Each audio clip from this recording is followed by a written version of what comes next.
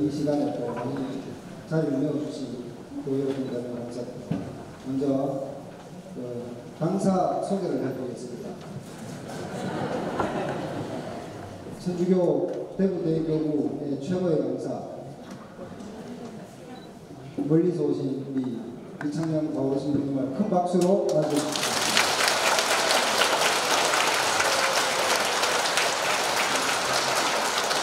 예수님, 잘 지내셨죠? 네, 오늘도 많이 오셨네요. 네, 다시 한번 우리 보살스님의 축일 축하드리고 또 우리 본당에 교적을 둔 요셉이나 축일자들에게도 다시 한번 진심으로 축하를 드립니다. 그동안 특강을 참 많이 했습니다. 제가 와서 보통 제가 한 2년에서 3년을 제가 가지고 있는 주제들로 강의를 합니다. 그렇게 하는 이유 중에 하나는 사목적으로 제가 계획을 세웁니다. 제일 먼저 제가 와서 이제 강의할 수 있을 때가 작년 이맘때였죠. 사순 특강, 또 대림 특강 이렇게 해서 1년에 2번을 보통 8회 혹은 뭐 2회 정도 합니다만, 원래는 손님 주님 사순 5주일에 교중 미사 중에 한 30분 강의할 겁니다. 그거까지 합치면 내가 이제 9번이 되죠. 그래서 지난번에 보살스님 대림 시기 때 2번 했죠. 그래서 제가 처음에는 9번 다 했고, 지난번에 7번, 또 이번 사순식에도 특강 7번, 이렇게 해서 24번, 3번 이렇게 합니다. 또 이번 대림 시기 때도 그렇게 하는데, 이 단계적으로 여러분들 잘 모르실지는 몰라도 단계적으로 강의를 합니다.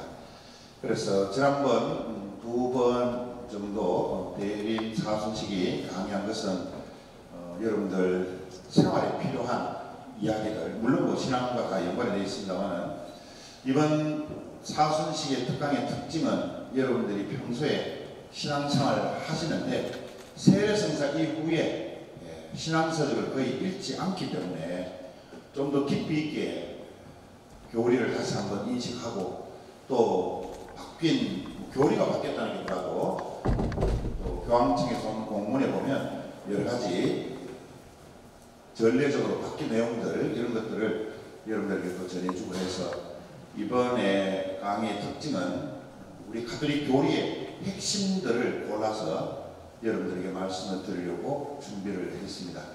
그래서 오늘 첫 시간에 강의 주제가 바로 미사가 왜 필요한가, 미사에 대해서 말씀을 드리겠다는 거겠죠.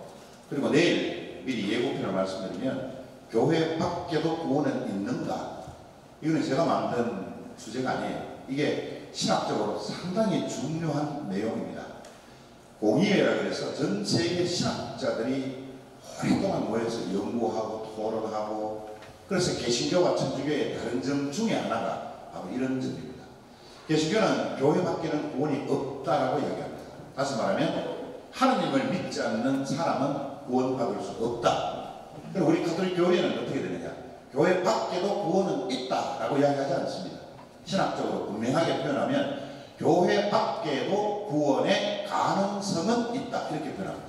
왜? 구원을 하시는 분은 하느님이기 때문에, 하느님이 구원하시는 것이지 인간이 교회 밖에 구원이 있다 이렇게 금방지게 말을 못하죠. 하느님께서 모든 이들의 구원을 위해서 당신 아들을 이 세상에 보내주셨고, 또 십자가의 죽으심과 부활, 이 모든 것은 바로 인류 구원의 목적입니다. 그렇다면 하느님을 믿지 않는 사람들, 교회 밖에 있는 사람들도 나름 자기에게 주어진 하느님께서 주신 특별한 선물인 양심, 그 양심의 기준에 성실히 살아가는 구원을 받을 수 있는 가능성이 있지 않겠느냐, 이게 근본적인 가르침이죠. 그래서 내일은 우리 가톨릭 교회의 정말 핵심, 가장 중요한 본질적인 교리 내용과 함께 개신교하고 어떤 점들이 다른지를 신학적으로 제가 그동안 강의하고 또 연구했던 것을 정리해서 여러분들에게 드립니다. 주로 강의는 재밌는 강의와 재미없는 강의로 이렇게 나뉘어지는데, 첫째로 강의를 준비하는 사람은 자기가 모르는 이야기를 안 하려고 노력하는 것이 좋은 강사입니다. 자기도 모르는 이야기를 하면 듣는 사람도 모르기 때문입니다. 두 번째는 자기가 알고 있는 강의를 남에게 전달하는 데 있어서 어떤 방법과 수단으로 해야 될 것인가가 고민입니다. 물론 영적으로 보면 어떻게 표현하기가 참 쉽지는 않습니다만, 제가 딱딱한 음식을 먹는 사람이라면 여러분들은 조금 무른 음식을 먹어야 소화가 될 수 있다라고 가정을 한다면, 그 딱딱한 음식을 제가 잘게 씹고 또 씹어서 쉽게 풀이해서 여러분들에게 전달해 드려야 이해가 깊어지지 않을까 해서, 그래서 어려운 교리들을 하나하나 좀 풀어서 여러분들에게 정리해서 말씀드립니다. 특히 내일 같은 경우에는 평소에 여러분들 신앙사람에서 개신교하고 우리하고 뭐가 다르노? 18번으로 늘 이야기하는 게 성모 마리아에 대해서, 그거는 일부분이지 정말 중요한 교리들을 우리가 놓치고 있고, 그래서 개신교 신자들하고 만나면 입도 못 띄고, 또 어디 밖에 나가서 선교하라 그러면 교리를 체계적으로 이야기를 못해요. 그래서 내일 드리는 말씀은 개신교를 비판하는 게 아닙니다. 개신교와 우리가 어떤 점이 똑같고 어떤 점이 신학적으로 다른가를 여러분들이 이해하시면 거기에 우리 가톨릭 교회의 핵심 교리가 다 들어가 있습니다. 그것만 여러분들이 이해하시고 지식적으로 되풀이해서 공부하시면 누구를 만나도 논리적으로 밀리지 않고, 누구를 만나도 논리적으로 가톨릭을 설명할 수 있고, 누구를 만나도, 특히 개신교 신자하고 만나도 서로 토론할 수 있는 그런 상승된 지식의 지위에 오르리라고 저는 확신합니다. 그래서 지식은 신앙이다 이렇게 표현을 하지 않지만, 지식은 신앙에 도움을 주기 때문에, 그래서 무지도 죄라는 말이 있듯이 알아야 될 교리, 이해해야 될 교리를 게으름으로 해서 자기가 이해를 못하고 모르면 그것도 죄가 되는 것입니다. 그래서 내일은 특별히 이런 내용들을 말씀을 드린다는 것을 예고편으로 말씀을 드립니다. 근데 제일 재미없는 영화, 어떤 영화 제일 재미없는 영화인 줄 아세요? 어려운 질문 아닌데요. 제일 재미없는 영화가 뭐예요? 물론 본인이 싫어하는 영화를 억지로 보는 것도 재미없겠지만, 제일 재미없는 영화는 내용도 모르고 줄거리도 모르고 심지어는 제목도 모르고 영화 보러 가는 사람, 정말 재미없을 거예요. 강의도 마찬가지입니다. 오늘 강의의 주제가 뭔지도 모르고 오면 재미없어요. 책도 마찬가지잖아요. 서점에 가면 여러분들 그냥 책 아무거나 손에 닿는 대로 사지 않죠. 첫째는 제목을 봅니다. 두 번째는 뭘 봐요? 양양본인지 아닌지 그것도 봅니다. 우선에 눈에 띄어야 되니까. 또 핸드백이나 혹은 조그만 가방에 손쉽게 넣을 수 있는 크기의 책. 그 다음에 뭘 봐요? 출판사도 보지만 이제는 차례 줄거리를 봅니다. 이 책에서 무엇을 저자가 이야기하려고 하는지, 이거 나한테 딱 맞네. 그러면 그 책은 절대로 손에 넣지 않습니다. 반드시 다 읽습니다. 첫째는 본인이 골랐고, 두 번째는 본인 돈으로 샀기 때문에 아까워서라도 읽죠. 이게 이제 재미있는 책이 되고 재미있는 영화가 되는 겁니다. 마찬가지로 제가 왜 미사가 지루하냐, 미사가 뭔지 모르고 오시는 분, 미사를 오는데 준비를 전혀 하지 않고 오시는 분, 예를 들어서 주일날 미사를 왔다라고 가정을 하면 독서, 복음, 공기도, 영성제구 묵상, 적어도 여러분들 편리하도록 매일 미사책이 있지 않습니까? 옛날에는 매일 미사책도 없었습니다. 그런데도 그들은 성경을 직접 집에서 찾아서 읽고 심지어는 묵상하고 옵니다. 그런 사람에게는 하나님의 은총이 그냥 막 들어갑니다. 왜? 이미 받아들일 준비가 되어 있기 때문에. 근데 미사 오면서도 미사 떠나고 난 뒤에 약속에 신경을 쓰고, 또 미사 갈까 말까 갈등하고, 독서 읽지 않고 복음도 안 읽어보고 이렇게 오시면 전혀 준비가 되어 있지 않기 때문에 그 미사 시간은 지루할 수밖에 없고 재미없고 짜증나고, 그러다 보면 제 뒤에서 다 보이는데도 불구하고 안 보인다고 생각하고 문자나 보내고 인터넷이나 검색하고 그렇게 미사 시간을 때웁니다. 그건 제가 화가 나는 게 아니고 정말 화가 나는 게 뭔지 알아요? 미사 시간에 딴짓한다고 화가 나는 게 아니에요. 하나님께서 주시는 은총이 이만큼이나 되는데 왜 저 사람은 저거밖에 못 받아갈까? 아쉬워서. 그래서 그것이 목소리가 커지게 되고 안타까움에서 제가 표현하는 것이지, 뭐 제가 굳이 화낼 이유가 없죠. 그래서 어차피 미사에 오셨다면 하나님께서 주시는 은총을 더 많이, 더 풍부하게 가지고 가시는 것이 여러분들의 의무이고, 그리고 저는 중개 역할 하는 사람으로서 많이 드리려고 노력을 해야 되고, 그래서 미사에 집중하고 강론 준비 열심히 하고. 그런데 독서나 복음을 안 읽으시면 오늘 신부님 강론 주제가 왜 저러지? 이렇게 이해가 안 되는 거예요. 그리고 오늘 제1독서에서 이사야 예언자가 말했듯이 이렇게 내가 강론하면 오늘 1독서가 이사야였나? 모릅니다. 그리고 1독서에 이사야 예언자가 무슨 말 했는지도 머릿속에 없습니다. 그런데 강론 그 짧은 10분에서 15분 시간에 일일이 다 설명을 못합니다. 준비되어 있는 사람에게만 알아들을 수 있는 강론을 하게 됩니다. 특히나 1독서, 2독서를 인용하려면 우리 왜 어릴 때 불렀던 노래 있잖아요. 준비됐나요? 준비된 사람에게만 하나님의 은총이 팍팍 들어갑니다. 근데 준비가 안 된 사람은 튕겨나와요. 하나님이 딱 들었는데 못 받아들이고 튕겨나옵니다. 그럼 그게 어디 가겠어요? 첫째는 하나님께 되돌아가거나 다른 사람의 몫으로 더 많이 주어집니다. 그래 놓고 남들이 잘 되면 배 아프죠. 나도 열심히 성당에 나오고 저 친구도 열심히 성당에 나오는데 저 친구는 하는 일마다 잘 되고 나는 하는 일마다 왜 이렇게 꼬여? 그건 저 사람에게 하나님의 은총을 더 주신 것이 아니고, 똑같이 좋지만 저 사람은 다 받아간 거고, 똑같이 좋은데 나는 덜 가져간 거예요. 하나님이 보고 아 너는 이쁘네, 너는 몸무게가 작네, 내가 더 줄게 은총을, 이런 하나님 아니에요. 똑같이 주는데 받아들일 준비가 되는 사람은 하나님께서 주시는 양을 다 가지고 와요. 준비가 안 되는 사람은 3분의 1 혹은 4분의 1 혹은 5분의 1밖에는 못 가져가요. 그러니까 그 사람의 삶과 내가 차이가 나는 거예요. 저 사람은 내보다 돈도 별로 없고 집도 내보다 아파트 평수가 작은데 차도 나는 외제차고 저 사람은 국산차인데, 아니 모든 면에서 보더라도 내가 더 행복해야 되는데 왜 저 사람은 늘 싱글벙글 되고 기쁘고, 또 애들 교육적인 거 보면 참 잘 돼 있고, 또 비록 장사하고 있지만 굶어 죽을 만큼 어려움도 없고, 그래서 늘 행복하게 사는데 나는 더 많이 가지고 있어도 왜 부족하지?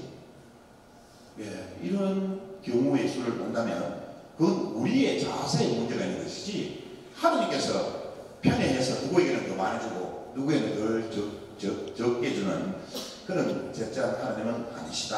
예, 그렇게 생각을 합니다. 제가 하는 말씀 이해하시죠? 특히 제가 되도록이면, 제가 서울에 뭐 한 50년 살았다고 제가 그러는 게 아니고, 되도록이면 이제 어느 성당을 가든 어느 대상자를 만나든 제가 사투리를 되도록이면 안 쓰려고 들어가는데, 그래도 제가 본 고향이 대구인지라 사투리가 나오죠.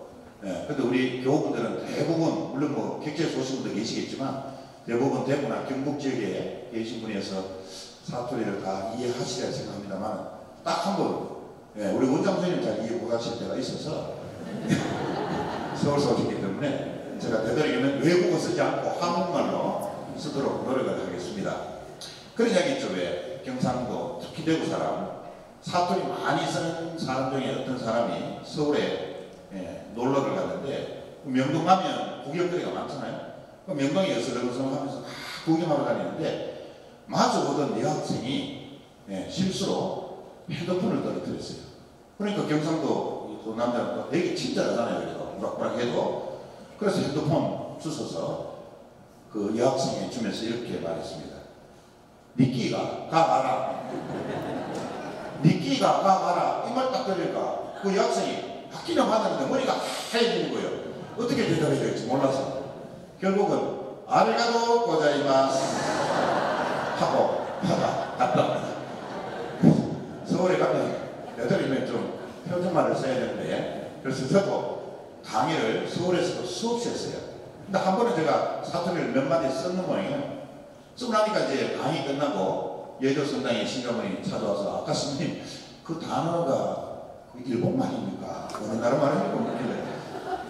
예, 죄송합니다. 제가 앞으로 외국말 쓰지 않겠습니다. 적어도 그 사람한테는 외국말로 들렸겠죠. 그러니까 못 알아듣는 거죠. 되도록이면 제가 사투리를 안 쓰도록 하겠습니다. 자, 오늘 왜 미사 시간을 지루한가? 미사 전례에 대해서 여러분들이 매번 평일 미사나 주일 미사를 오십니다. 그런데 이게 습관화되고 타성에 젖으면 그냥 자기도 모르게 그냥 그 미사 시간 안에서 아무 생각 없이 시간을 보낼 때가 많아요. 그러다 보면 좀 전에 말씀드린 대로 지루하고 재미없고 그러다 보면은 미사 시간이 자꾸 길게만 느껴지고, 그래서 미사 전례의 각 부분에 대해서 내가 얼마나 알고 있는지, 그 깊이에 대해서 내가 정말 어느 정도 지식을 갖추고 있는지, 그래서 오늘 강의 한번 들어보시고 다음에 미사 오실 때는 그 부분들을 기억하면서 미사에 참여하시면 훨씬 좋습니다. 영화도 내가 제목도 알고 내용도 줄거리도 대충 알고 오면 금방 그 영화에서 떠들어주는 그 메시지, 의미들을 쉽게 그때그때마다 잘 받아들이게 되는 것이죠. 가장 기본적인 것이면서도 가장 중요한 것이 미사입니다. 특히나 미사는 우리 신앙생활의 중심이고 정점이기 때문입니다. 자, 오늘 강의드릴 내용의 순서는 미사는 무엇인가? 미사의 의미에 대해서 말씀드리고, 두 번째는 미사의 구조와 각 부분의 의미에 대해서 말씀을 드립니다. 짧은 4-50분 동안 다 말씀을 못 드리지만 그래도 여러분들이 쉽게 미사 안에서 기억하는 중요한 부분에 대해서는 말씀을 제가 요약해서 드리겠습니다. 그래서 개회식, 입방을 의미하는 것입니다. 그 다음에 말씀의 전례, 성천의 전례, 파견예식, 이렇게 구성이 되어 있죠. 간단하게 말씀드리면, 그 다음에 끝으로 미사 전례에 참여하는 우리들의 자세에 대해서 말씀을 드리면서 오늘 강의를 마치도록 하겠습니다. 지금 8시 반입니다. 늘 반복되는 말씀이지만 강의 언제 끝난다고요? 배가 되면 끝나니까 걱정하지 마시고, 오늘 혹시 열렬사제 합니까? 오늘 아니에요? 그럼 아닙니다. 혹시나 화요일, 수요일날 열렬사제 뭐 이런 거 걸리면 많이 빠지실까봐 제가 미리 물어봅니다. 자, 미사에 대해서 말씀을 드리는데, 미사 순서에 따라서 제가 말씀드리려고 했는데, 그래도 전례라는 용어 여러분들 자주 듣죠? 그죠? 우리 본당에도 전례위원회가 있고, 그래서 전례위원장님, 전례위원들이 있고, 또 전례봉사자 계시고, 미사 해설자, 독서자, 또 복사하시는 분 다 전례봉사자들이에요. 그리고 눈에 보이지 않는 전례봉사자도 누구예요?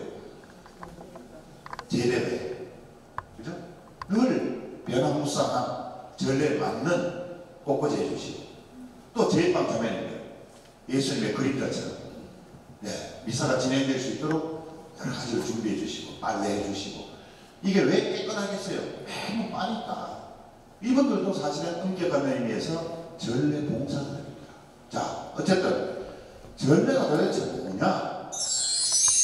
라틴어로 리투르지아라고 합니다.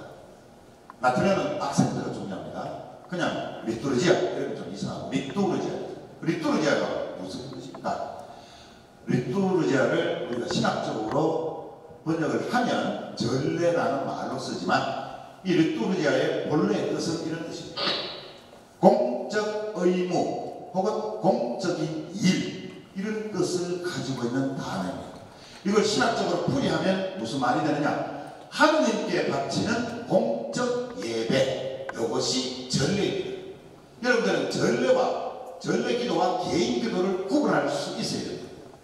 묵주기도하는 교수님, 오늘 전례 묵주기도가 전례입니까? 전례기도입니까? 아닙니다. 그건 신심기도, 개인 기도입니다. 자, 어쨌든 리투르지아, 전례란 말은 공적 의무, 공적인 일을 뜻하는 그런 단어로서 신학적으로 정의하면 하느님께 바치는 공적 예배다. 요것만 머릿속에 넣으시면 되겠고, 구체적으로 그러면 전례 행위가 어떤 것들이 있느냐? 미사, 성사, 성무일도서. 성무일도서는 수도자와 성직자가 의무적으로 바치는 기도문입니다. 저희들이 이게 바로 전례 기도예요. 물론 이것 외에 사제가 공적으로 행하는 전례도 있습니다만, 그거는 그때그때마다 필요에 의해서 하는 것이고, 공적으로는 이런 전례 기도가 있는 겁니다. 마찬가지로 개인 기도는 어떤 기도가 되겠어요? 뭐 개인적으로 여러분 잘 아시는 십자가의 길, 묵주기도, 15기도, 나름대로 어떤 기간을 정해놓고 가톨릭 기도서에 나오는 기도문을 봉헌하신다든가 이런 것들은 개인 기도예요.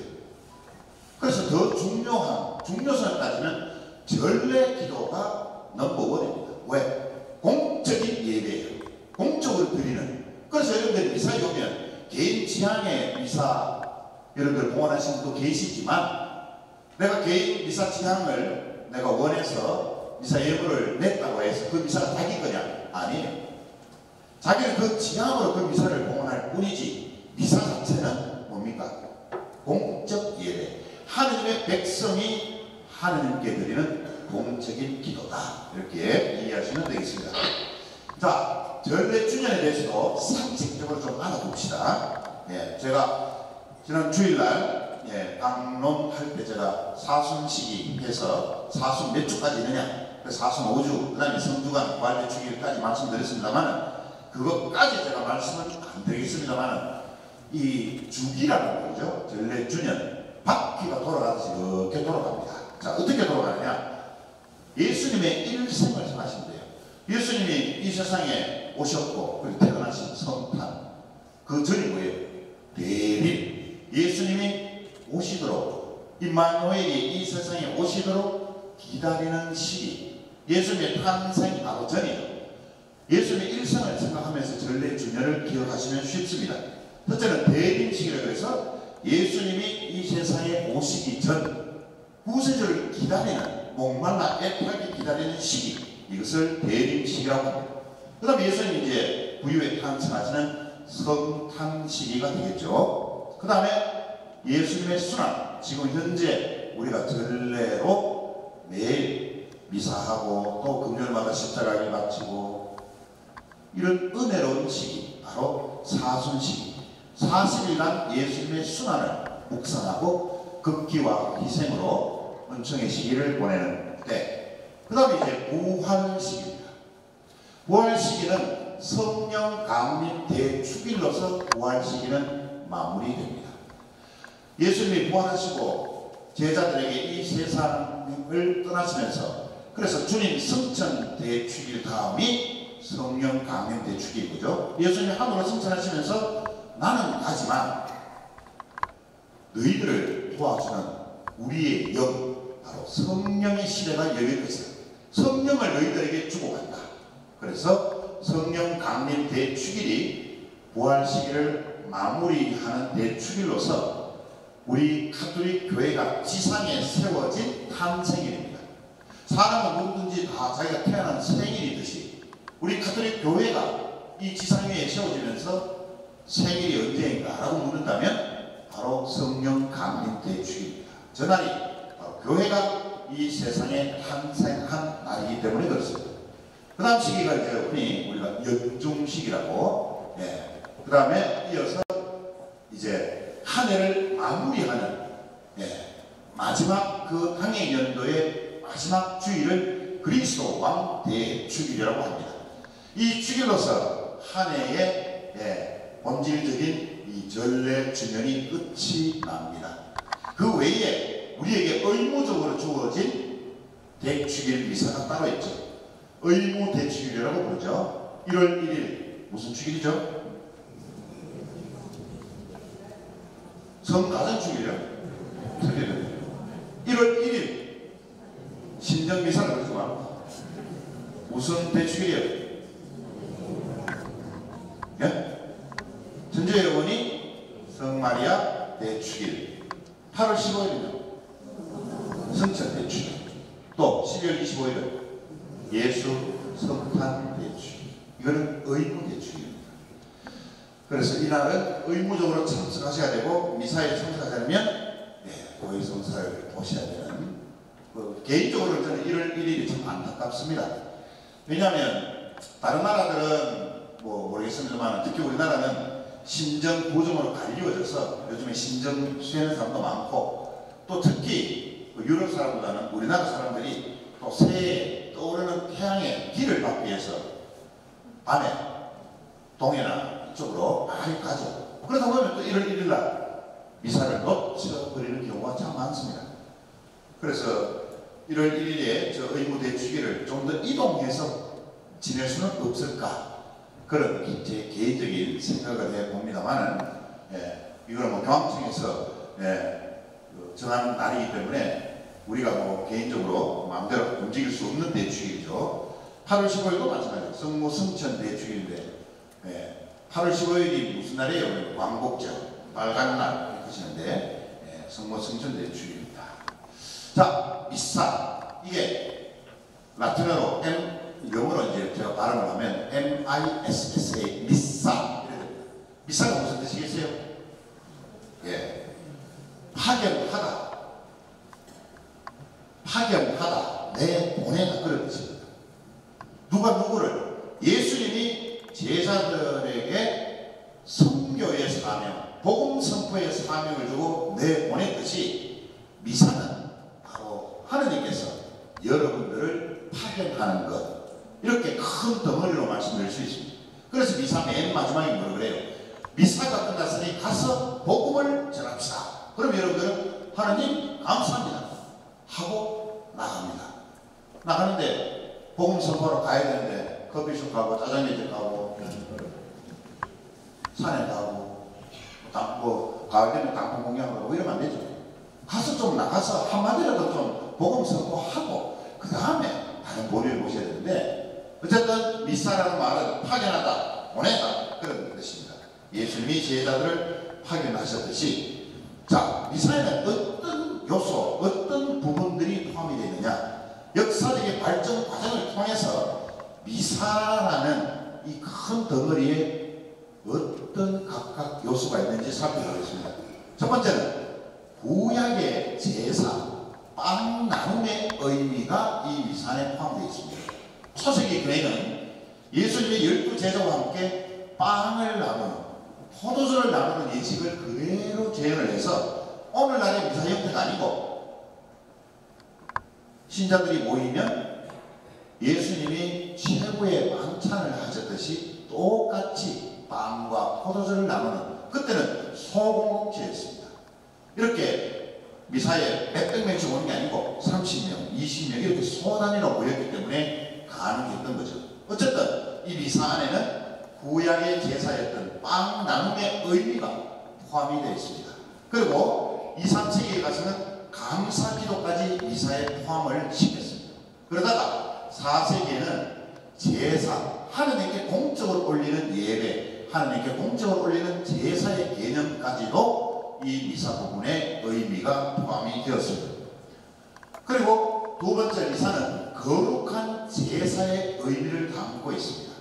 하느님께 바치는 제사이기 때문에 이거는 돌아가신 어떤 개인을 위해서 바치는 제사가 아니라 하느님께 바치는 제사이기 때문에 감사와 용서와 속죄, 그 다음에 우리가 바라는 것, 개인적, 그리고 공동체 전체가 바라는 기원, 그리고 어떤 일을 기념하는 이런 의미까지도 포함이 되었던 것입니다. 그리고 나아가서는 신약의 제사의 의미도 포함되어 있습니다. 바로 예수 그리스도께서 이 세상에 오심으로써 구약의 시대는 끝나고 이제 신약의 시대가 열렸기 때문에, 그래서 예수님께서 하셨던 최후 만찬과 파스카 신비를 재현하는 것, 그것이 바로 신약 제사의 의미입니다. 말 나온 김에 파스카라는 단어 여러분들 자주 들어봤을 겁니다. 파스카 단어 어디서 들어봤어요? 이렇게 물어보면 두부 이름 아닙니까? 두부 이름 아닙니까? 그거는 샤르트르 성바오로 수녀님들이 두부를 직접 콩을 재배해서 타는데 이걸 이름을 붙여야 되겠는데 세속에서처럼 뭐 명랑, 두부 이렇게 붙일 수는 없잖아요. 그래서 파스카라는 이름으로 파스카 두부. 그리고 우리 젊은이들 파스카 성소 모임도 있죠. 성소 모임. 근데 파스카가 뭐예요? 지나가다, 그런 뜻이에요. 어디서 어디를 지나가게요? 세 가지 역사적 의미가 있습니다. 파스카는. 첫째는 여러분들 이제 영화를 한번 머릿속에 그려봅시다. 모세라는 영화, 십계라는 영화. 거기에 파라오가 이스라엘 백성을 모세에게 내주지 않습니다. 모세가 드디어 자기의 신원을 알고 하나님의 목소리를 듣고 이스라엘 백성을 에집트의 종살이에서 해방시키기 위해서 우리 민족 사람들 다 내놔라 이렇게 이야기하니까 파라오가 웃기는 소리 하지 마라. 아니 이 노예들을 다 풀어주면 내 신전은 언제 짓노? 난 못 내주겠다 이렇게 이야기하니까 하나님의 징벌이 이 에집트 땅을 휩쓸 것이다.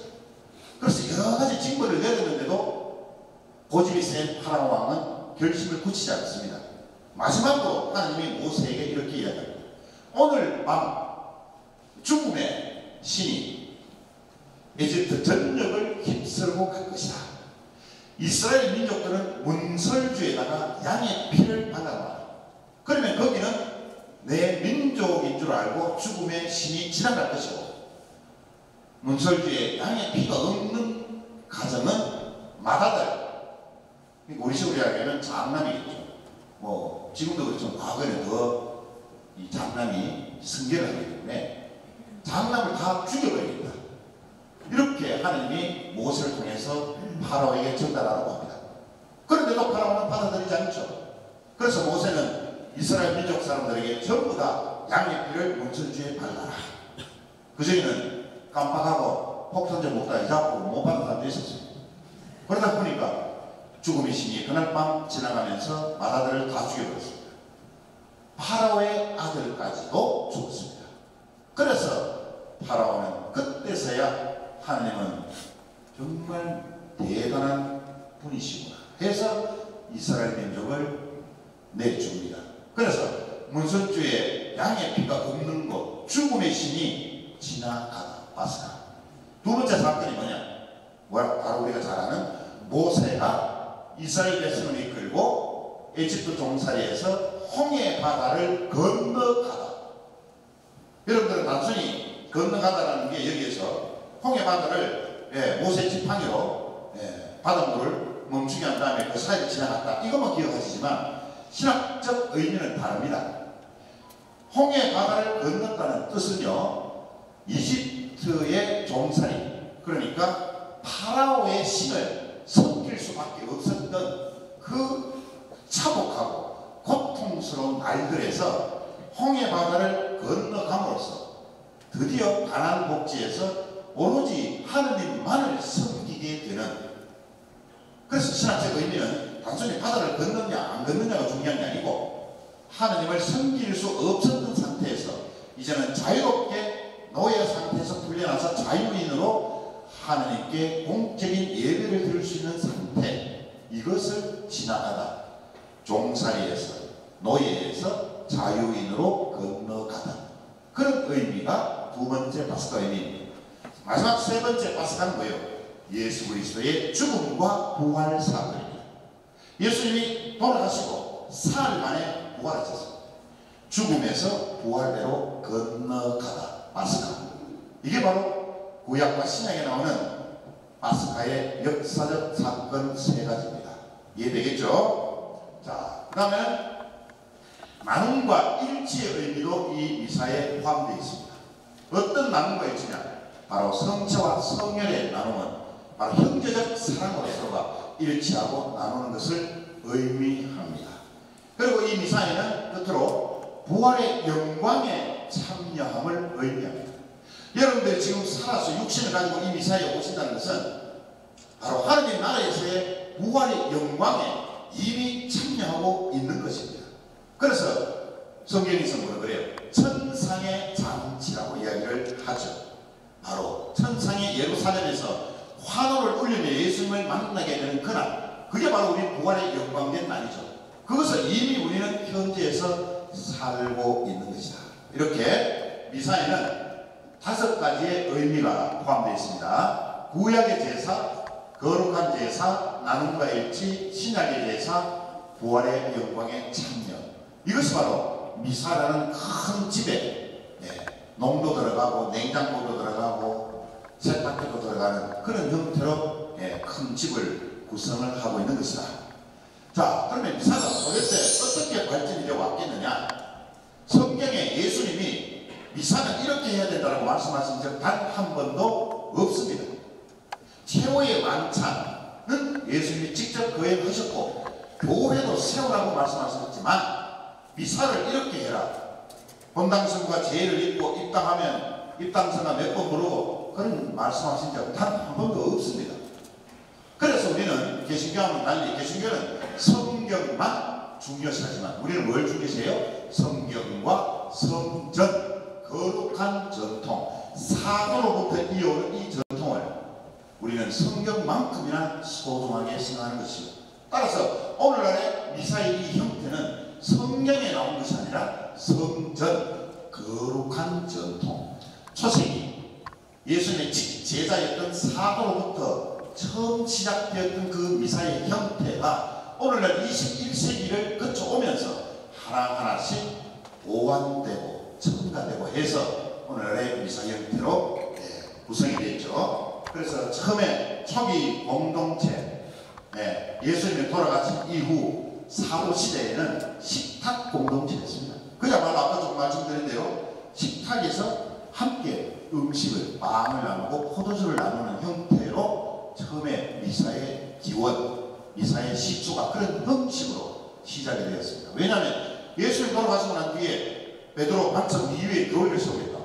그래서 베드로 사도가 뭔가 신앙 공동체를 좀 관리를 해야 되겠는데 뭘 하지?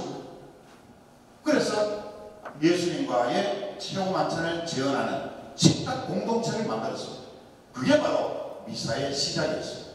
두 번째는 시간이 지나면서 빵만, 포도주만 좀 나눠 먹지 말고 성찬내, 성경 봉독도 하자. 성찬 전에는 뭐예요?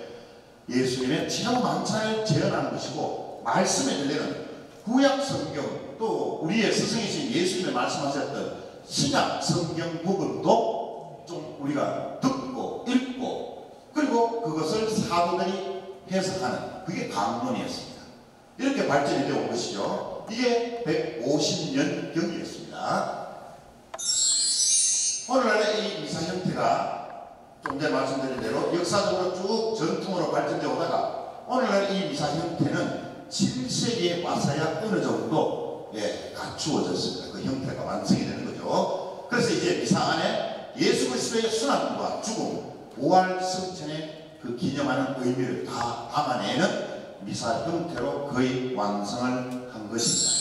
그래서 한마디로 이제 미사 성전은 그리스도교적 생활의 중심이자 원동력이다 라고 표현할 수 있고요. 세계교회와 지역교회의 일치성을 드러내는 겁니다. 세계교회는 뭐예요? 전 세계 교회이기도 하지만 바티칸을 의미하는 것이고 지역교회는 각 나라를 의미하는 겁니다. 그래서 여러분들 뭐 성지순례 많이 가보셨잖아요. 독일 가든 이태리를 가든 프랑스를 가든 어느 나라에 가든 미사 순서 다릅니까? 똑같습니다.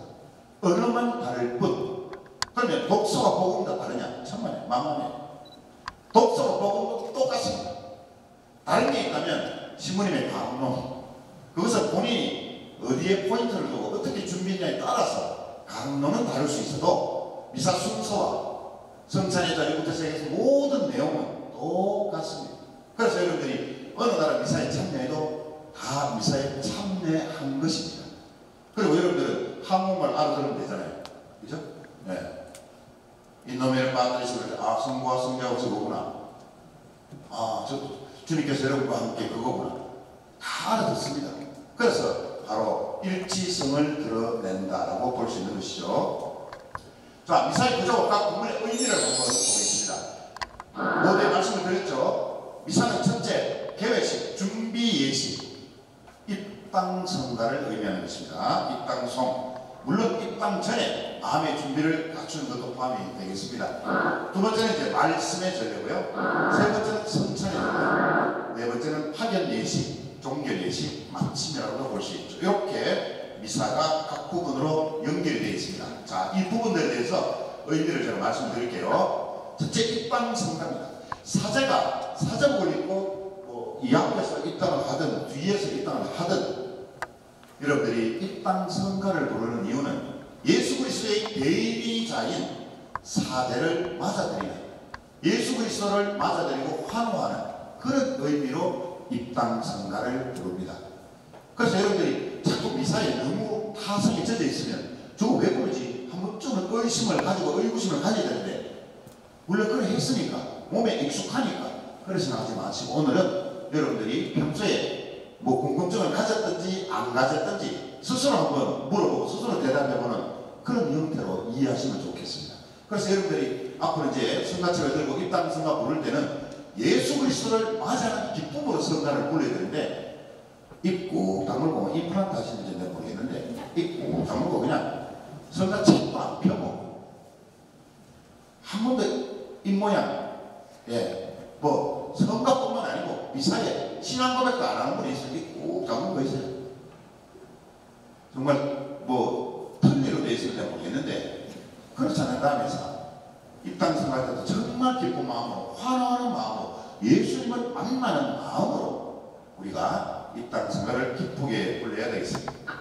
두 번째는 제대와 교우들에 대한 인사를 사제가 합니다. 이 땅에서 이 제대에 절을 하죠. 올라가서 다시 제대에 인사를 하고 이제 신자들에게 인사를 하죠. 주님께서 여러분과 함께 하면 여러분들은 요즘에 이제 경문이 바뀌었죠. 또한 사제 영과 함께죠. 예전에는 또한 사제와 함께로 했는데 원래 라틴어 원문에 보면 스피리투스라고 나와 있습니다만 그걸 우리말로 영이라고 표현하니까 좀 이렇게 매끄럽지 못해서 그동안 알고 있으면서도 전래 용어를 바꾸지 않았는데 과감하게 그래도 원문에 충실하게 해서 사제 영과 함께라고 이제 지금 합니다만은 어쨌든 이제 이렇게 인사를 합니다. 미사가 시작되기 전에는 이 성당에 들어오면 이 성전의 중심이 감시입니다. 미사가 시작돼서 제대가 벗겨지면 제대가 중심이 됩니다. 그래서 미사 전에 지금 중앙분리대 저기 막아놨죠. 불편하다 하시는 분이 있습니다. 당분간이라도 그대로 갈 겁니다. 이유는 여러분들 그런 의식이 없으니까 제대가 중심인데 뒤에 있던 앞에 있던 제대가 중심이 되면 저쪽을 왔다 갔다 하려면 제대 인사를 하고 지나가야 돼요. 집안에 가면 왜 어른들 먼저 인사하잖아요. 우리 친구 집에 놀러 갔는데 친구 아버지 어머니 계신데 인사도 안 하면 그거는 호러자 제대로 그렇죠. 부모님 욕먹습니다. 가정교육 그따위로 받는다고. 마찬가지로 제대 중심으로 왔을 때 저쪽으로 왔다 갔다 할 때는 반드시 목례를 해요. 그래서 저쪽을 막아놓은 거예요. 왜? 안 그러면 중앙으로 마음대로 막 들어옵니다. 그래서 그것을 몸에 익히도록 하기 위해서 약간의 불편함은 그래도 전례의 의미를 우리가 몸으로 체득한다고 생각하시고 좀 감수해 주시면 좋겠습니다. 저 하나 때문에 또 전례원장이 막 공격하고 이러지 마세요. 왜 저런 거 해놨냐고 의미를 담아서 제가 하겠습니다. 그래서 유럽 성당에도 여러분들 가보셨을 거 아니에요. 성지순례 가면 베드로 성당에 미사가 오픈되지 않고 미사가 시작되지 않고서는 막아없습니다. 함부로 중앙제대 쪽으로 다니지 말라고. 그래서 돌아서 가도록 되어 있습니다. 그 의미를 이해해 주시면 고맙겠습니다. 그 다음에 이제 참회 예식이 있죠. 됐다시오, 제 끝다시오. 그게 사죄 격을 하기 바로 직전에 통회 기도예요. 소죄는 그때 다 사해집니다. 미사 안에는 편의미사든 주일미사든 사죄경이 다 들어가 있습니다. 대죄는 모해성사를 봐야 되겠지만 소죄 미사 안에서 제가 했으면 진심으로 통회한 사람은 소죄가 사해집니다. 따라서 그 소죄를 고해성사할 필요가 없습니다. 소죄는 예를 들어서 누구에게 욕 한마디 했다. 근데 미사하는 중에 그게 좀 마음이 걸렸잖아요. 그럼 미사 중에 제 뜻하시옵니다.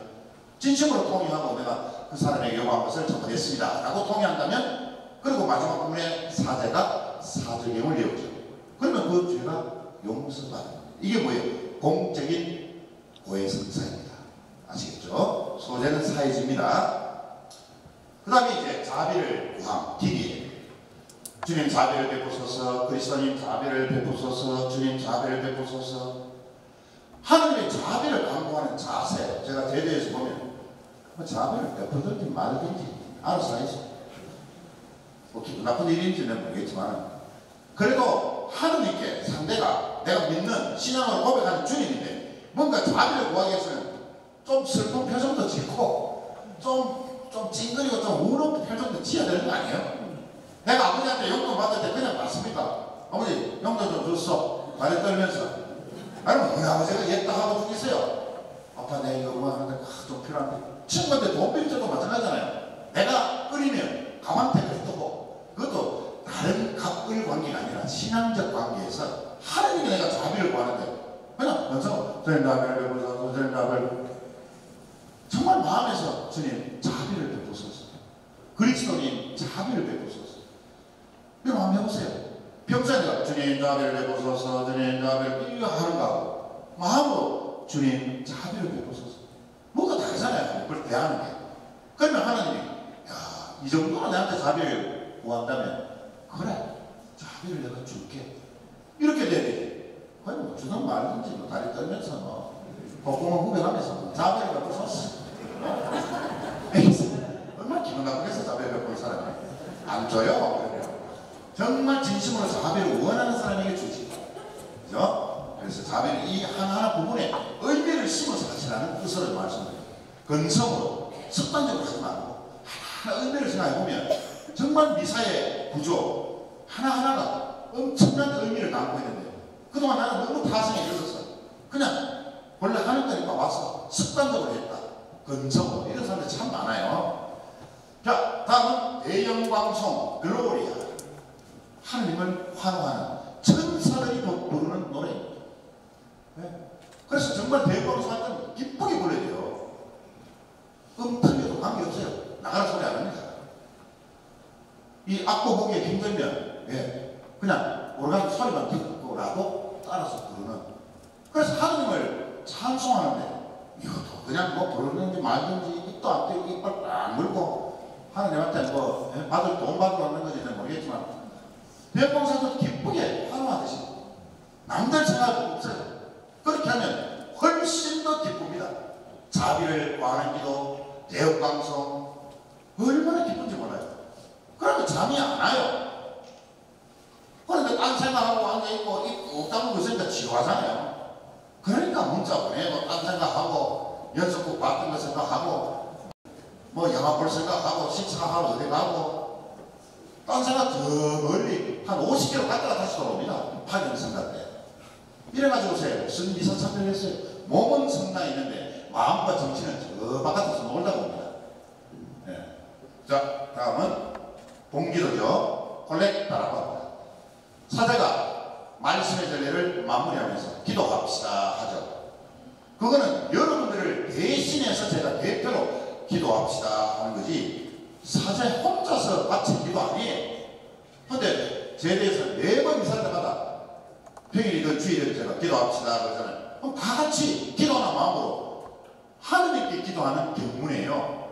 근데 여러분들 기도합시다 그러면 안 들으려고 그래요. 여러분들이 같이 바치는 기도입니다. 대표가 제일 뿐이죠.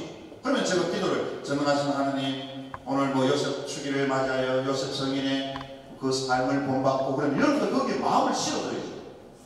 대중들이 함께 그 기도에 젖어서 하느님께 바치는 공적 예배가 되어야 되는데 봉기도문 기억하는 사람 손 들어보라고요. 아무도 없습니다. 왜? 신경을 안 씁니다. 마음이 없어요. 독서, 복음도 기억 못할 뿐더러 봉기도를 기억하는 사람 저는 단 한 사람도 본 적이 없습니다. 봉기도는 신부 혼자 하는 거 아니에요. 여러분들을 대표해서 바치는 기도인데 여러분들이 함께하는 기도라는 거 잊지 마십시오. 그래서 봉기도의 내용도 귀를 기울여라 그렇게 말씀드리고 싶습니다. 귀 그러니까 갑자기 생각난 게 하느님께서 인간을 창조하셨잖아요. 저는 깜짝깜짝 놀라다가 이 신체 구조를 보면 이런 뭐 의사 선생님들도 생명공학자들도 놀라죠. 왜? 신비해요. 사람의 몸이라는 게 물론 동물의 몸도 그렇겠지만 특히 인간의 몸 이게 아무리 우리가 진화됐다 해도 귀 2개, 눈 2개, 콧구멍 2개, 발 2개, 팔 2개는 정상이야. 근데 하나님께서 우야하시고 이 귀만 보더라도 안경을 만들어서 착용할 걸 아시고 딱 맞는데 귀를 딱 붙여놨어요. 요 귀도 붙여놔서 뭐누가 그랬죠. 상상 한번 해보세요. 아, 귀가 이 뒤통수에 붙었으면 안경을 뭐 왜 이래가지고 근데 딱 맞겠잖아요. 코도 딱 걸치도록 튀어나왔잖아요. 뭐 약간 납작코도 있고 좀 많이 튀어나온 코도 있지만 야 이거 완전히 막 자로 제 뜻이 만들어 놓은 거예요. 안경 만들 줄을 우양하시고 귀를 갖다 여기다가 딱 붙여놔놓고 그러고 내가 좀 추졌지만 한 가지 더 생각해. 큰 머리를 볼 때, 배선을 바깥으로 내릴 때, 한 분이 야, 머리 꼭대기에 들어서 뭐 할 뻔했네. 화장실 갈 때마다 머리 쳐박아야 되거든. 야, 참 하늘이 기가 막히게 만들었구나. 이거는 뭐 과학자 저리 가는 정도로 뭐 연구해서 우리가 원하는 대로 만드는 게 아니잖아요. 하나님 알아서 딱딱 해놨더니 손가락 딱 다섯 개 아닙니까? 예? 엄지와 엄지 이거 다 힘주도록 돼 있잖아요. 다른 손가락보다. 왜? 고스톱 칠 때 힘껏 내치잖아요. 하나님은 대단하다는 게 우리 인체를 보더라도 이렇게 기묘하게 만들다니. 그리고 사실 영성적으로 우리 맨날 듣는 이야기지만, 예, 안경은 못 사고 귀가 두 개인 것은 먼저 들어라 합니다. 입은 하나잖아요. 그 다음에 말하라.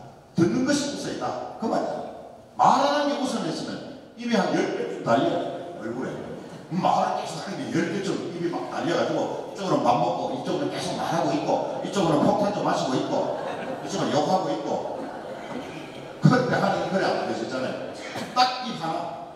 그리고 성경에도 입으로 들어가는 것은 나쁜 것이 없다. 입에서 나오는 것이 나쁘다 그랬죠. 그래서 술을 먹어도 적당하게. 왜? 오바를 하면 토해내서 오바이 되죠. 그거 잘못된 거예요. 예, 일단 들어간 데는 접수를 하시고, 예, 입에서 나오는 것들이 더러운 것들이다.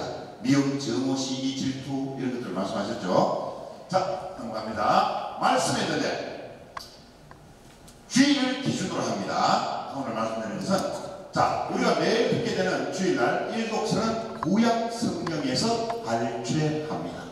아시겠죠? 신학자들이. 그래서 되도록이면 많은 성경 구절들을 들을 수 있도록 가해, 나해, 다해 이렇게 3년 주기로 전례 주년이 돌아가면서 다른 독서, 다른 복음 말씀을 발췌해서 우리가 듣고 읽을 수 있도록 해놓은 거예요. 과학적으로. 일독서는 구약 성경에서 나옵니다.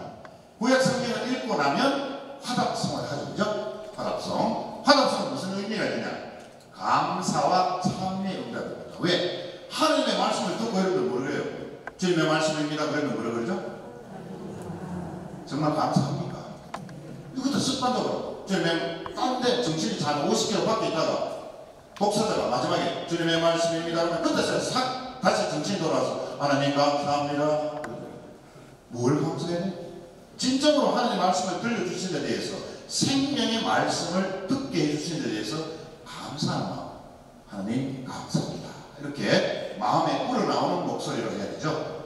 그 다음에 이제 제2독서는 신약 성경에서 발췌를 합니다. 사도행전, 서간, 요한복음 요 중에 하나를 발췌를 합니다. 이게 2독서예요. 그래서 주일은 반드시 1독서는 구약 성경, 2독서는 신약 성경. 단 2독서는 복음을 뺀 신약 성경, 복음 따로 있습니다. 이해하시겠죠? 그죠? 네. 그래서 1독서, 2독서가 똑같이 구약에서 나올 수 없고 1독서, 2독서가 똑같이 신약에서 나올 수 없어요. 반드시 1독서는 구약, 2독서는 신약 성경에서. 그리고 이어서 복음이 나옵니다. 복음 전에 알렐루야. 알렐루야 뜻이 뭐냐? 하나님을 찬미하시다. 그래서 이제 복음, 기쁜 소식, 구원에 관한 말씀을 듣기 때문에 환호하는 겁니다. 하나님 찬미합니다. 알렐루야. 이건 개신교에서만 우리가 자주 들어온 소리이기 때문에 개신교에서 그런 소리 잘하더라. 천만에요. 우리도 해야 돼요. 알렐루야를. 얼마나 좋은 단어인데. 할렐루야 이러면 무슨 개신교 신자가 아이고 멍청스럽기는 멍청스럽기는 입으로 오바이트는 게 멍청스럽지 절대로 안 멍청합니다. 그래서 우리는 화만한 의미에서 할렐루야를 기쁘게. 그래서 이제 생명의 말씀에 복음을 듣습니다. 가해, 나해, 다해도 이루어졌다 그랬죠. 4대 복음서에서 발췌합니다. 마테오, 마르코, 루카, 요한 이 4대 복음에서 발췌를 하되 우리가 생명의 말씀으로 들을 수 있는 내용을 모아서 주일 때마다 사제가 낭독하고 여러분은 듣습니다. 자, 복음 읽을 때 그 전에 뭐라 그래요? 요한이 전하는 거룩한 복음입니다. 그럼 여러분들은 자, 그거 보세요. 뭐라 그래요? 주님 영광 받으소서. 어디 있겠습니까? 천천만배입니다. 앞에서 보면 머리 꼭대기에 있고 너무도 있고 그뭐 머리 나라고 그랬느냐 모르겠지만 어떤 분은 암이에다가 하시는 거예요. 이만 또 입술 또 가슴이 없으면 넓은 거예요. 어떤 사람은 목에다가 하시는 분도 있고 가슴이 어디 있는지는 모르겠는데 그 뜻이 뭐겠어요? 머리로 이해하고 하는 말씀을 마음에 심고 입으로 전하라. 그 의미를 가지고 입으면 달라져요. 근데 이건 습관입니다. 요한이 전하는 거룩한 복음입니다. 주님 영광 받으소서. 그것도 뭐 성의있게 듣는 사람 별로 못 봅니다. 이렇게 천재 듣는 사람 없어요. 대충 이 그리는 건지 뭐 왜 X를 하는지 Y자를 그리는지 정말 복음 말씀 구원에 관한 기쁜 소식을 듣게 돼서 감사합니다라고 천천히 그 의미를 살려서 그어야죠. 그래야 생명의 말씀이 내 마음 안에 들어오지요. 자, 그 다음에 이제 강론은 이 복음적 강론을 하게 됐습니다. 원칙. 특별한 어느 개인 신부님이나 아니면 어떤 단체에 속해 있는 신부님을 이야기하는 것은 절대 아니고, 강론은 복음 말씀 이후에 대중들을 향해서 하는 말이기 때문에 예화를 정치적인 이야기는 할 수 있어요. 그러나 강론 내용 전체의 핵심이 정치에만 쏠려있다면 그것은 잘못된 강론입니다. 왜? 복음적 강론을 하게끔 교회법에 되어 있습니다. 그래서 뭐 예를 들어서 뭐 좀 정치적으로 내가 마음에 안 드는 어떤 사건이 일어났다 칩시다. 뭐 트럼프가 잘못했든지 김정은이가 잘못했든지 모르겠는데 어느 신부님이 그게 관심이 많다고 해서 강론 내내 복음하고는 전혀 관계없고 그 트럼프 이런 것이 좀 김정은이 좀 받아주지 왜 안 받아줘가지고 하나의 협상이 저래 되는 거 그런 이야기를 계속 해버리면 대중들은 강론을 들어봤지 그 신부님의 개인 취향이나 개인 관심에 관한 이야기를 들어놓은 것이 아닙니다. 그래서 강론은 늘 복음적 강론을 해야 됩니다. 그리고 제가 뭐 모르시는 분도 계시고 하시는 분도 계시는데 자랑 한 가지 하면 제 뿐만 아니라 모든 신부님들 포함해서 자랑을 하면 신부님들이 사제생활 하면서 제일 힘든 게 뭐냐? 뭐 여러 가지 있죠.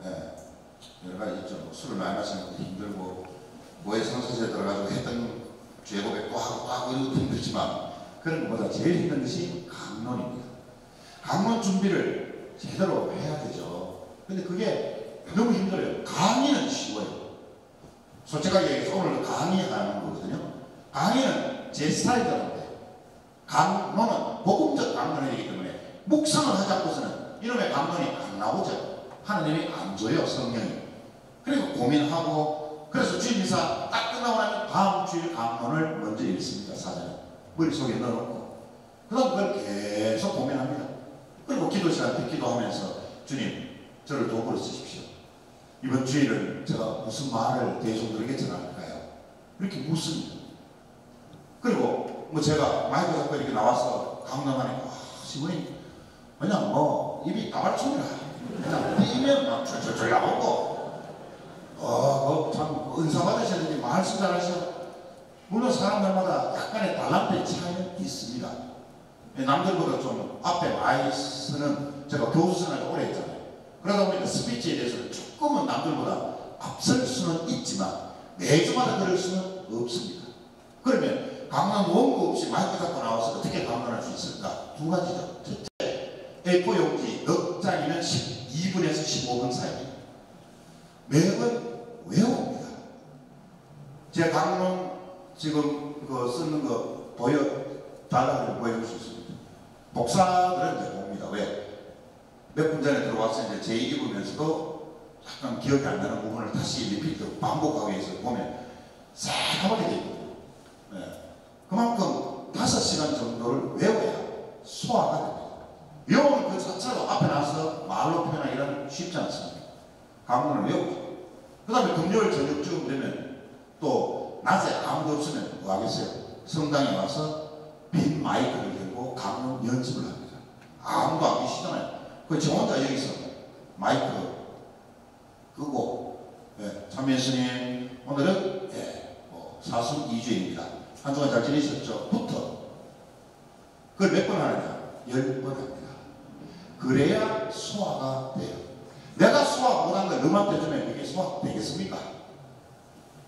그렇게 하니까 주일날 나와서 강론할 수 있는 것이지 연습 없이 천만에 모르겠습니다. 뭐 제 좋아하는 가수들이 여러 명 있지만 특히 존경하는 우리 이미자 씨 보면 아니 성마을 선생님 흑산도 아가씨 이제껏 몇 번 불렀겠어요. 그런데 리사이클 할 때마다 3시간을 연습합니다. 진정한 프로젝트거든요. 왜? 교만에 빠지지 않기 위해서. 평소에 수없이 불렀던 노래지만 오늘 또다시 나와 만나게 되는 나의 노래를 들어주는 청중을 위해서 나는 최선을 다하겠다는 마음가짐입니다. 성가대도 마찬가지예요. 입으로 부르는 성가대야 누가 다 못합니까? 그리고 어쩌면 성악 전공자들 10명, 20명 돈 주고 다 들고 오죠. 마음에서 우러나는 기도의 목소리. 그게 진정한 우리 대중들을 위한 성가가 될 수 있는 것이죠. 다음 성가 몇 번 그거 생각하다 보면 전례에 집중이 안 되는 거죠. 다 잊어버립니다. 그럼 미사에 왔는데 미사에 집중 안 하고 성가 몇 번 거기에 집중한다면 죽이기 전도된 거예요. 자, 어쨌든 그 다음에 신앙 고백을 하죠. 사도신경. 우리 카톨릭 교리의 핵심을 담은 기도문이 사도신경입니다. 사도로부터 이어오는 기도문입니다. 그래서 정말 다시 내 신앙을 고백하고 또 성모님 부분에도 밑줄 치는 부분이 있죠. 매번 미사 때마다 오늘도 내가 대축일인데 그 신앙 고백하면서 보니까 고개 숙였다 바로 일어나요. 성령을 해나요? 끝까지 그 부분까지 고개를 숙였다가 그것도 깊은 절로 써놔놨잖아요. 그 다음에 올려야 돼요.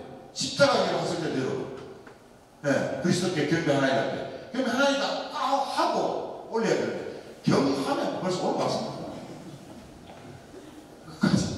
끝까지 이사를 잘 하시면 되겠습니다. 그 다음에 신자들의 기도입니다. 신자들의 기도는 교회가 공적으로 우리 공동체가 전체 이름으로 하나님께 바치는 기도문입니다. 그래서 이것 또한 기도문을 읽는 사람만의 몫이 아니고요. 내 마음을 함께 실어줘야 됩니다.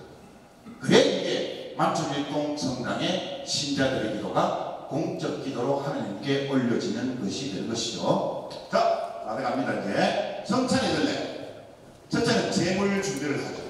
봉헌 예식 때 주인 미사 같은 경우에는 봉사자 두 분이 빵과 포도주를 가지고 옵니다. 이 빵은요 누룩이 들어있지 않는 순수한 빵이어야 됩니다. 미사 때 쓰는 빵은 다른 첨가물이 들어가면 안 돼요. 그래서 여러분들이 가끔씩 영성차면 맛도 없는 거 이거 어디서 만들어? 뭐 동양제과점에서 만든 거 아니에요.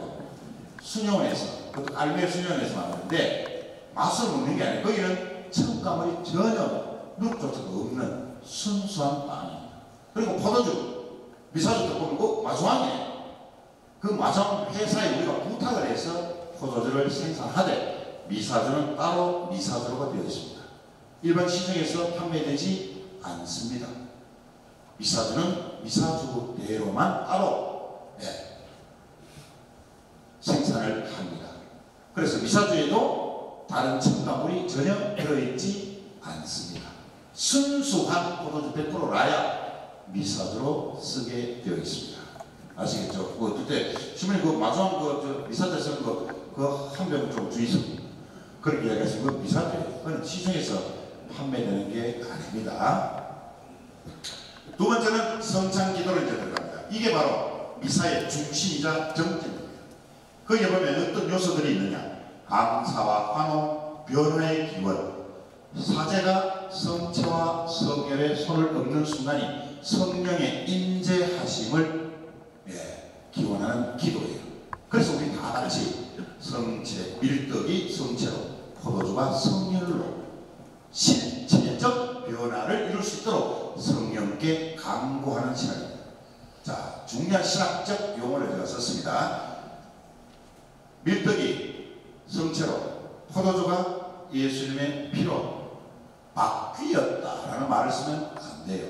실체적 변화, 실질적으로 성령의 임재하심으로 밀떡이 그리스도의 몸으로, 포도주가 성령 성혈로 그리스도의 피로 실제로 변화된 것이다 라는 것을 우리는 신앙으로 믿고 또 고백해야 됩니다. 그 다음에 이제 사제는 성체 저정 서술과 축성을 합니다. 자, 그리고 이제 성찬식에 들어가죠. 예, 성찬식에는 주님의 기도, 평화의 인사, 성체와 성혈의 기라. 여러분 잘 안 보이시지만 매번 미사 때마다 사제는 바로 이 부분에 영성차기 전에 성체의 일부분을 떼어서 성혈에 넣습니다. 예수 그리스도의 몸과 피가 일치되게끔 그 의미로 성체의 일부분을 성혈에다 넣습니다. 그리고 우리 봉헌 때 봉헌 예식이 나왔죠? 예, 포도주에 물을 붓는 게 있어요. 그죠? 그럼 기억나세요? 예, 열심히 하신 분은 잘 아시는데 잘 모르시는 분들 건전을 보지 모를 거예요. 성장에다가 포도주만 넣는 것이 아니고 포도주와 물도 넣습니다. 그리고 어떤 분들은 포도주는 예수 그리스도의 피로 변화되는 걸 알겠는데 왜 물을 왜 넣습니까? 예수님이 십자가에 돌아가시고 로마 군사가 예수님의 옆구리에 차오를 찔렀더니 뭐가 나왔어요? 예, 피와 물이 쏟아졌다라는 것을 의미하는 것입니다. 그래서 포도주와 물을 넣습니다. 포도주가 95라면 프로테이지로 물은 5 정도의 비율로 넣도록 되어 있습니다. 그 다음에 이제 평화의 인사도 마찬가지입니다. 신자분들끼리 사제와 인사를 하지만 정말 옆 사람에게 평화의 인사를 한다는 것은 개인적 관계를 떠나서 교회 공동체의 한 식구로서 서로에게 복을 빌어주는 겁니다. 평화를. 그런데 꼭 보면 나하고 마음이 안 맞다고 해서 그 사람은 2층에 나는 1층에 왜? 바로 옆에서 평화의 인사하기 싫다고 정말 이미 이 공간에서 함께 평화의 인사하면 그 사람하고 한 거예요. 복을 빌어주고 평화의 인사한다는 것은 서로를 용서하지 않으면 결코 평화의 인사는 평화의 인사가 되지 않습니다. 오늘 뭐 고해성사 이야기하는 건 아니지만 용서는 어떤 면에서 자기가 자신에게 베풀 수 있는 가장 위대한 선물입니다. 남을 위한 용서가 아니에요. 이걸 아셔야 돼요. 야, 니 왜 남을 용서 못하노? 아, 그 친구, 그 자매, 그 형제, 뭐 이래서 내가 용서하기 싫다. 내가 왜 용서해야 되는데? 자기를 위해서 용서합니다. 용서는 자기가 자기에게 베푸는 가장 위대한 선물이에요. 그래서 평화 인사할 때도 내려놓고, 네, 나가서 또 싸우더라도, 나가서 또 마음으로 욕하더라도, 그 순간만큼 평화를 빕니다. 서로 복을 빌어주세요. 그래야 하나님의 평화가 내한테 오지. 재수 없어가지고 신앙하는 사람 옆자리에 앉았다고 평화 인사를 하니까 겉으로 하는데 째려보고 평화는 그냥 막 불행만 있다. 그렇게 인사하면 자기에게 불행이 먼저 옵니다. 아시겠죠? 남에게 복을 빌어줘야 자기한테 복이 오죠. 그 다음에 중요한 게 영성체. 고전에 성체거야. 돌아가는 이는 세상에 죄를 없으시는 분이시니 이 성찬에 초대받는 이는 복되도다. 여러분들 사제가 있는 미사 경본이 그냥 만들어진 게 아니에요. 신학자들이 따듬어가지고 함축적 의미를 다 넣은 겁니다. 저는 이 말에서 가장 중요한 게 뭐예요? 복되도다. 여러분들 복 터진 사람이라는 이야기입니다. 복을 받으러 왔잖아요. 어떻게 보면 우리말로 이야기하는 거죠. 은총은 복이라고 우리가 동양말로 표현될 수 있는데 여러분들 미사오에서는 하나님의 복을 받기 위해서 왔어요. 그래서 여러분들은 영성처럼 복할 거니 복되라 여러분들. 그렇게 여러분들에게 복을 빌어주는 최고의 칭찬의 말입니다. 그래서 성체를 정말 감사한 마음으로 받아들이되 그리스도의 몸 하면 아멘 해야 되는데 그리스도의 몸 해도 아까 말씀드린 이빨 꽉 물고 아무 데도 없다네. 왜 우리가 그리스도의 몸 하면 아멘 해야 돼요? 예수님의 대리자인 제가 그리스도의 몸 하는 것은 이것이 그리스도의 몸임을 믿습니까? 이렇게 묻는 질문을 너무 길게 하니까 도저히 안 되니까 그리스도의 몸이라고만 이야기해요. 그 말의 의미는 당신은 이 성체가 그리스도의 몸임을 신앙으로 고백합니까? 하고 묻는 질문입니다. 그러면 아멘, 예 주님 저는 믿습니다 하고 영성체를 해야 돼요. 예를 들어서 예수님의 어른이 이거 내 몸인 걸로 믿고 성체 명하는 거 맞지? 아무 말도 안 하면 안 주죠 사실. 그래서 어느 신부님은 아멘 하지 않으면 성체를 안 줘요. 저는 그렇게까지는 하지 않습니다. 왜? 마음으로 아멘이라고 하셨겠지. 저는 이렇게 좋게 생각하는데 되도록이면 사제가 아무래도 저도 할 필요 없잖아요. 서로 입 꼭 다물고 이러면 되잖아요. 뭐한테 굳이 뭐 그리스도의 뭐 아멘 해야 돼요. 아마 그걸 끝냅시다. 우리 한번 볼까요? 그럼 저도 편해요. 말 덜하고. 그래 그리스도의 몸 하면 아멘. 네 주님 믿습니다. 그리고 제발 왼손을 올려야 되죠. 오른손 밑에. 그런데 팔을 다치신 분이 있어요. 그런 분은 예외고 바로 앞에 나오셔가지고 오른손 얹었다가 왼손 얹었다가 계속 번갈아 가면 난 도대체 어느 손에다가 성체를 놓아드려야 돼? 정확하게 손 모양. 그 다음에 손가락이 무슨 빨리 찍겠다니까 성체를 찍으려고 막 그리스도의 몸에 이렇게 바라보고 있어.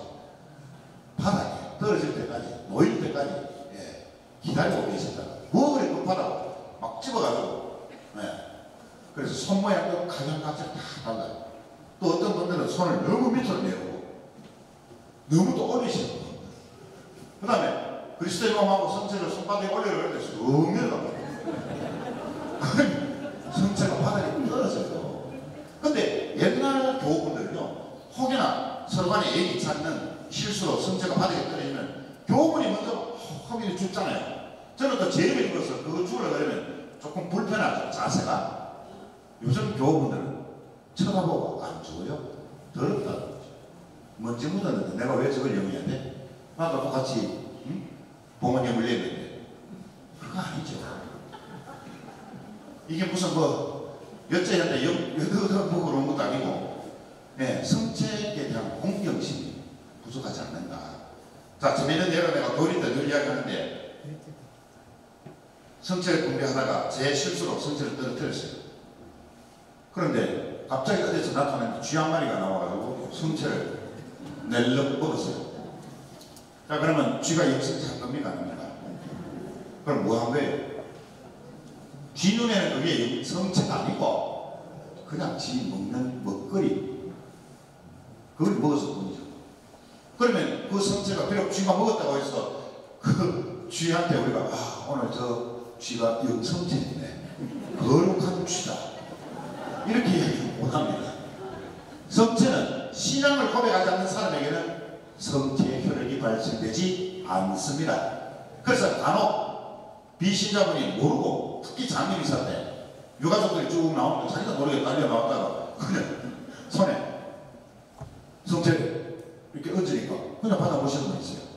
그런데 어느 교우분들은 비신자가 어떻게 영성체 하느냐고 입에 들어가는데 입을 막 벌려가지고 뭐 어떻게 하겠다냐, 그냥 두시라고. 그냥 그분은 모르고 영한 거니까 그 입에서 나오면 그만이잖아요. 뭐 씹어도 관계없어요. 그분은 그 성체인지를 모르고 영했으니까 그걸 굳이 입 벌려가지고 뭐 어떻게 하겠다냐. 그래서 쥐가 먹었다고 해서 그건 영성체가 되는 게 아니에요. 신앙 고백 없이는 성체는 성체로서의 효력이 발생되지 않는다. 그 다음에 이제 한 가지 제가 좀 짚고 넘어갈 것은 뭐 어느 본당이든 다 지역 사제회의 하니까 그런 말씀을 하시는데, 최근에 이제 뭐 여러분들 참 감사한 말씀을 드리면 최근에 교우분들 숫자가 좀 늘었어요. 우리 사무장님도 더 잘하시죠. 늘 찍게 하거든요. 한 40분 정도 늘으셨고 또 헌금도 많이 올라갔습니다. 제가 왔을 때보다. 그런데 대만촌 일동 성당이 주일헌금 600만 원을 넘기지 못했다는 것은 신자 대비 인원수와 또 생활력의 상중하로 따졌을 때는 부끄러운 것이죠. 그래서 지금 현재 한 580만 원 정도의 헌금이 제가 처음 왔을 때보다는 40만 원 이상은 늘었습니다만, 저도 사제 이전에 세례받은 신자로서 헌금을 합니다. 그리고 저는 또 저 영산에 있었을 때부터 30분의 1인 교부금을 냅니다. 아마 전 세계적으로 그러면 너무 거창하고 대한민국에서 교부금 내는 신분은 거의 없을 거예요. 왜 내느냐고 누가 물어보면 자랑, 돈 나가는데 무슨 자랑을 해요? 그러니까 제가 사제 이전에 세례받은 그리스도교 신자로서의 의무를 다 하고자 하는 부모님으로부터의 교육에서 나오는 행동이죠. 그래서 뭐 다 이럴 때는 또 이 사제에게 주어지는 활동비, 뭐 소위 세속적으로 봉급, 작은 것이 얼마나 다행인지 몰라요. 그 30분의 1 좀 적게 내잖아요.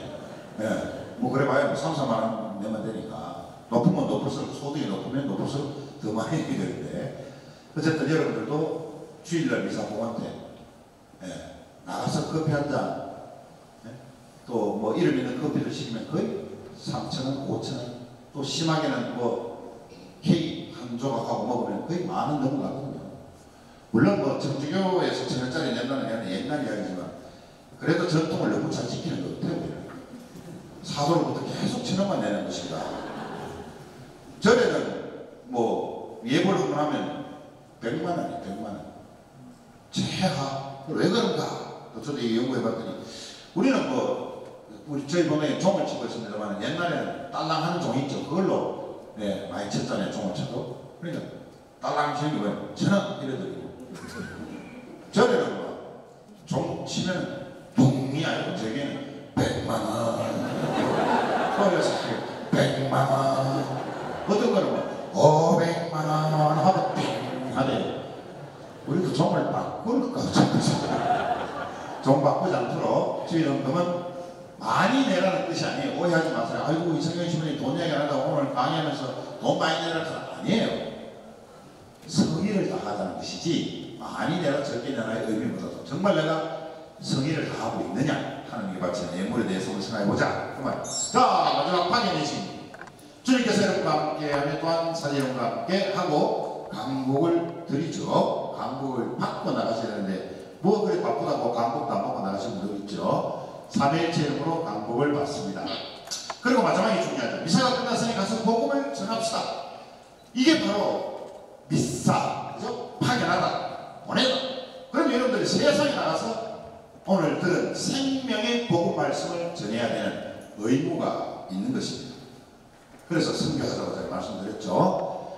자, 끝으로 신앙적인 또 신앙적 영적 체험을 하고 싶은 분, 정말 부활의 기쁨을 한번 체험하고 싶은 분, 타성에 젖은 신앙생활을 버리고 싶은 분, 하느님 중심적인 삶을 살고 싶은 분은 미사에 자주 참여하십시오. 알고 미사의 의미를 알고 미사에 자주 참여하시면 이게 바로 해결 방법, 이게 명약이에요. 미사 안에서 주어지는 은총이 그만큼 크다는 뜻입니다. 뭐 묵주기도 중요하죠. 묵주기도 100만 나보다도 미사 한번 봉헌하는 것이 훨씬 더 하나님의 은총을 많이 받는 것이죠. 그 다음에 마지막으로 지켜야 될 예의, 천상잔치에 초대하는 시간이 바로 미사입니다. 하나님이 초대하셨기 때문에 하나님을 만나러 오시는 시간을 엄수해야죠. 그리고 합당한 복장을 하시고, 특히 여름에 보면 슬리퍼 신고 오시는 분, 뭐 수영장인지 아닌지 모를 정도로 또 옷을 입고 오시는 분도 계시고, 그래서 보통 우리가 뭐 집안에 어른 배워가도 당장한 복장을 하듯이 그래서 복장도 좀 합당한 복장을 하시면 좋겠다. 그 다음에 좀 소리를 좀 덜 내면 좋겠어요.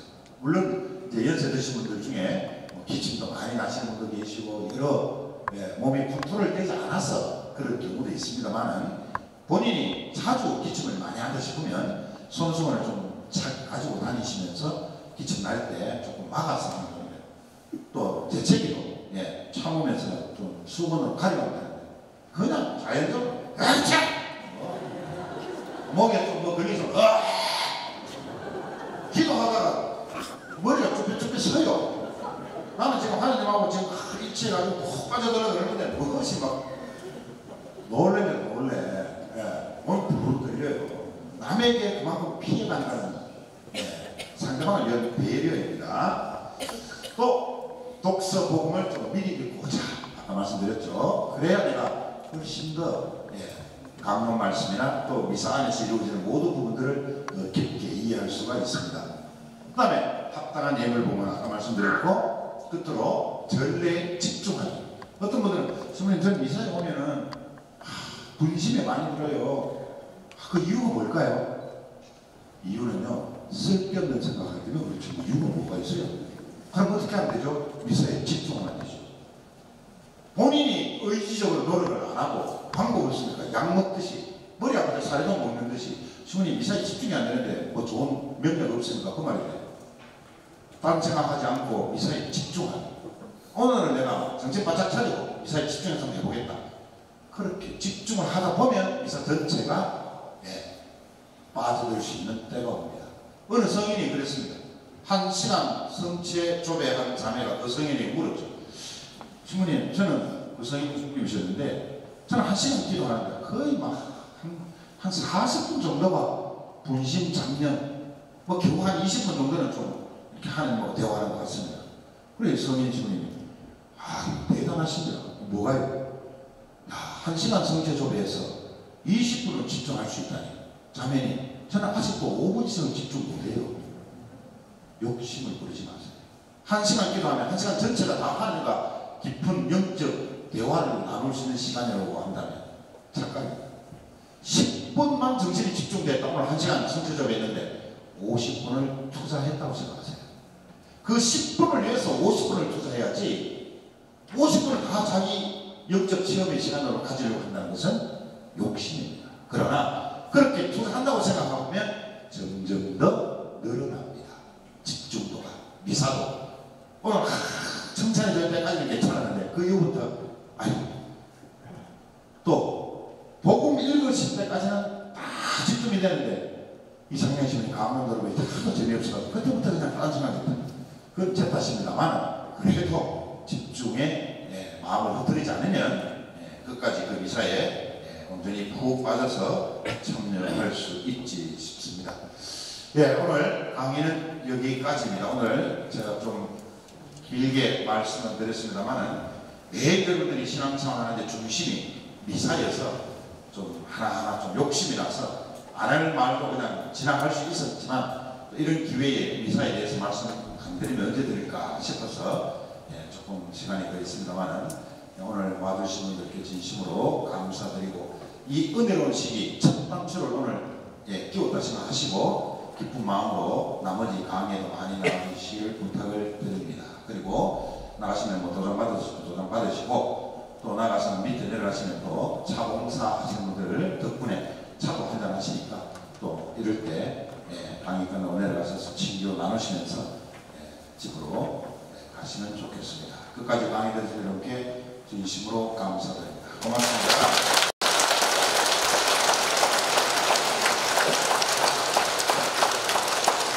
오늘 최고의 특강을 해주신 최고의 강사 이창현 바오스님께 최고 교우 여러분들의 최고의 박수를 부탁드리겠습니다.